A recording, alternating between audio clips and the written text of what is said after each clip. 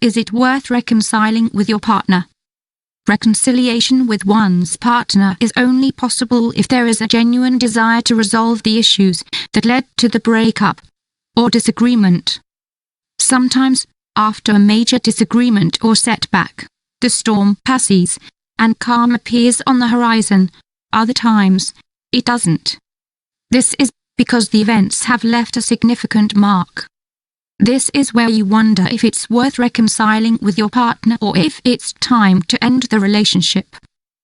This question is extremely important, especially if you have experienced recurring difficulties or if something has happened that calls into question the relevance of your relationship. Either way, the most important thing is to ask yourself if reconciling with your partner is a solution or if it is a way of perpetuating the problems. If you want to reconcile with your partner, you need to consider how you will do it.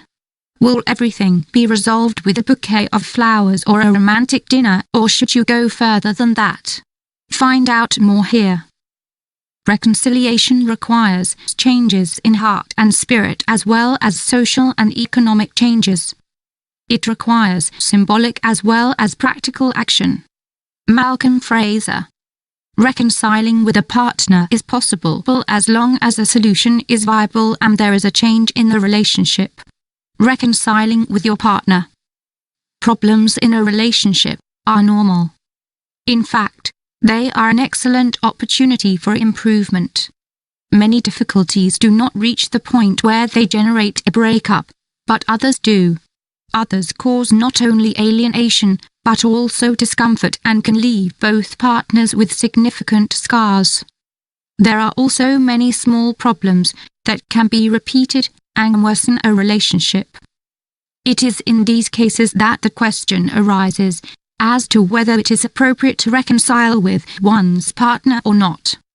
The first thing you should consider is your own feelings, especially the feelings that your partner generates in you and whether the love you feel for him or her is still really strong.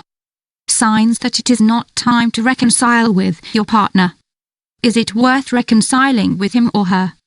Not if one of the following circumstances applies. Your main motivation for reconciling with your partner is your fear that the relationship will end. You have already encountered the same problem repeatedly. It usually ends with a reconciliation, then reappears. You harbor feelings of bitterness and only want to reconcile to get revenge on your partner. You feel guilty. It's because you think your partner will really suffer if you don't reconcile with him or her. You believe that with a little patience you will be able to change your partner. You feel obliged to reconcile for the sake of your children. You have certain financial interests that you can only save if you reconcile. You are worried about what others will think if you do not reconcile. In all of the above cases, you need to think very carefully about what to do.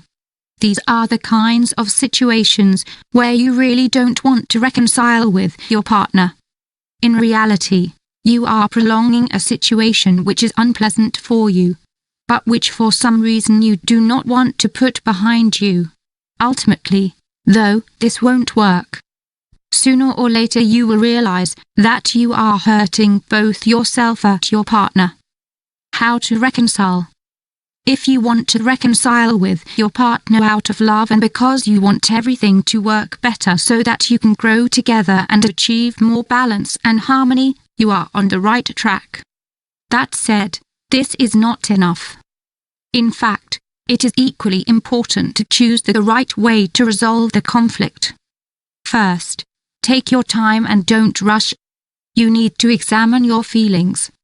In particular, ask yourself what is bothering you, how it makes you feel, and why you feel uncomfortable. Put your hand on your heart and honestly try to identify how you are participating in or contributing to the conflict. Is it by act or omission? Focus on yourself, not on your partner. Seek out your partner. When you think you have it all figured out, tell your partner you want to talk to him/her. Ideally, find a time and place where you both feel comfortable and are not in a hurry. The best way to reconcile with your partner is to tell him/her what you have discovered in your reflection. How are you feeling? How is the situation affecting you, and what do you want for the future?